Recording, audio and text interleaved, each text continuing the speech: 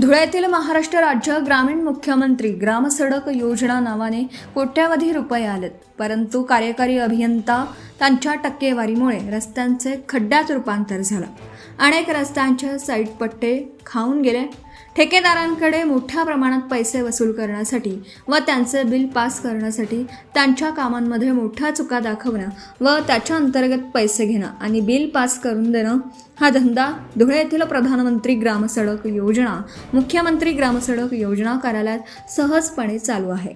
यावर जिल्हाधिकारी व पालकमंत्री डोळे असून आंधळेपणाचं रूप घेत आहेत। मग या दोन भ्रष्ट अधिकाऱ्यांवर कारवाई करणार कोण? रस्त्यांवर अनेकांचं वाहनांचं मोठं नुकसान होत आहे, शेतकऱ्यांचं नुकसान होत आहे, शाळेच्या मुलांचं नुकसान होत आहे, परंतु शाखा अभियंता, उपविभागीय अभियंता, ठेकेदार, कार्यकारी अभियंता करोडपती, रस्ते खड्डेपती व याची जबाबदारी कोण घेणार? म्हणून धुळे जिल्ह्याच्या आमदारांनी व खासदारांनी उघडा डोळे बघा नीट, या टक्केवारीच्या अधिकाऱ्यांवर कारवाई करा अशी मागणी सर्वसामान्य वाहनधारक व नागरिक करीत आहेत। Subscribe now and press the bell icon. Never miss an update.